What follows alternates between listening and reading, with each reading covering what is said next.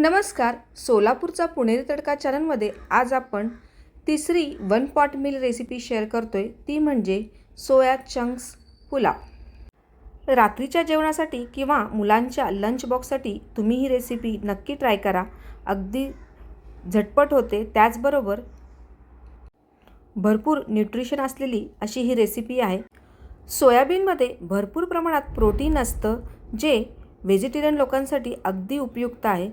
यापूर्वी मी आपल्या चॅनलवर वन पॉट मीलच्या ज्या रेसिपी शेअर केल्यात त्याला तुम्ही भरपूर प्रतिसाद दिलात, त्याबद्दल धन्यवाद.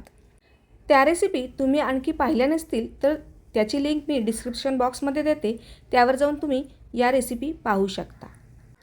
सोलापूरचा पुणेरी तडका चॅनलवर आपण नेहमीच घरातील उपलब्ध साहित्यातून सोप्या आणि झटपट होणाऱ्या पौष्टिक अशा रेसिपी करत असतो. तुम्हाला जर या रेसिपी आवडत असतील तर आपल्या चॅनलला पटकन सबस्क्राईब करा. आणि one pot meal soya chunks पुलावची रेसिपी तुम्हाला आवडली तर व्हिडिओला लाईक, कमेंट करायला विसरू नका. आता हा झटपट होणारा सोया चंक्स पुलाव कसा बनवायचा ते पटकन पाहूयात. हा सोया चंक्स पुलाव बनवण्यासाठी आपण इथे घेतले आहेत 1 कप सोया चंक्स. अगदी छोट्या आकाराचे सोया चंक्स घ्यायचे, म्हणजे दाताखाली आल्यानंतर छान लागतात. यासाठी हे सोया चंक एका बाउलमध्ये आपण काढून घेऊयात आणि याच्यामध्ये 2 कप गरम पाणी घालून ठेवूयात. एक 15 मिनटं आपण हे भिजत ठेवायचे आहेत. झाकण ठेवून आपण व्यवस्थित असे भिजवत ठेवूयात. सोया चंक भिजेपर्यंत पुढची तयारी करू. इथे मी 1.5 कप तांदूळ घेतलेला आहे. हा घरी वापरते तोच सुरती कोलम तांदूळ आहे. तुम्ही याऐवजी पुलावचा तांदूळ, बिर्याणीचा तांदूळ किंवा तुमच्या घरात जो वापरता तो वापरू शकता. आपण 1 कप सोया चंक्स घेतलेत, त्याला 1.5 कप तांदूळ घेतलेत. आता हे तांदूळ 2 ते 3 पाण्याने स्वच्छ धुवून घेऊयात.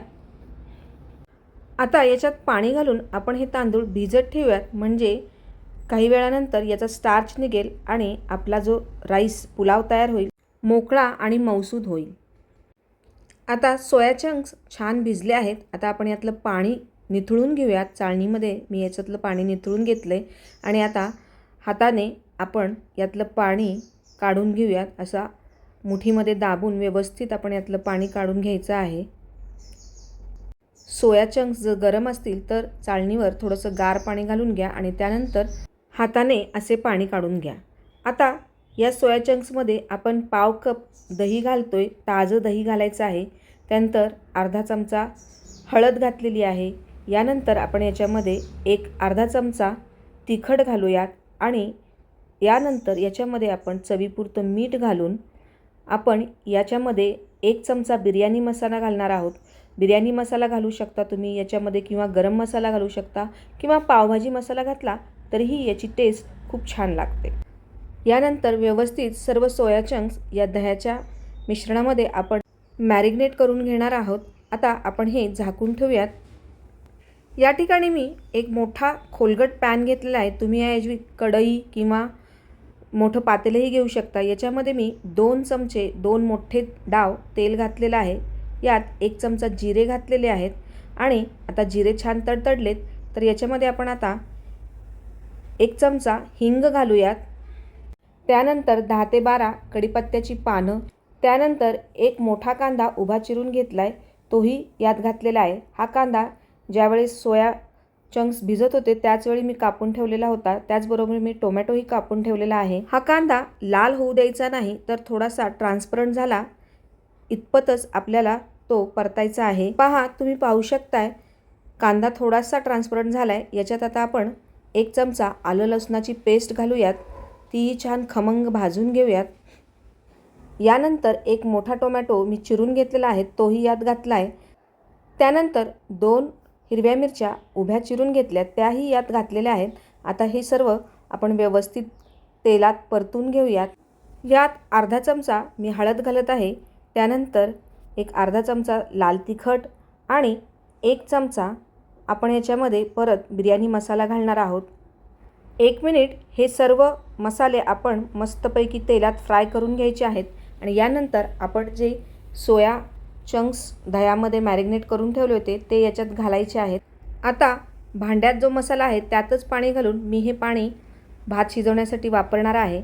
तर आता आपण हे सोया चंक्स व्यवस्थित मसाल्यामध्ये कोट करून घेऊयात. जोपर्यंत दही पूर्णपणे फ्राय होऊन त्यापासून तेल सुटत नाही तोपर्यंत आपण हे सोया चंक्स तेलात फ्राय करायचे आहेत. तुम्ही पाहू शकताय चंक्समधलं दही पूर्णपणे नाहीसं झालं आहे आणि सोया चंक्सही छान भाजले गेलेत. आता आपण याच्यामध्ये भिजवलेले तांदूळ पाणी काढून घेऊयात पूर्ण आणि मग ते वापरायचे आहेत, जेणेकरून यातील स्टार्च निघून जाईल. आता हलक्या हाताने तांदूळ आणि सर्व मसाला व्यवस्थित एकत्र करून घ्यायचा आहे, मिक्स करून घ्यायचा आहे. आता पाण्याचं प्रमाण पाहूयात. आपण 1.5 कप तांदूळ घेतले होते, त्यासाठी इथे मी 3 कप पाणी वापरणार आहे, कारण हे सुरती कोलम तांदूळ आहेत. तुम्ही जर बिर्याणीचा तांदूळ वापरणार असाल तर तुम्ही या ठिकाणी 2.5 कप पाणी वापरू शकता.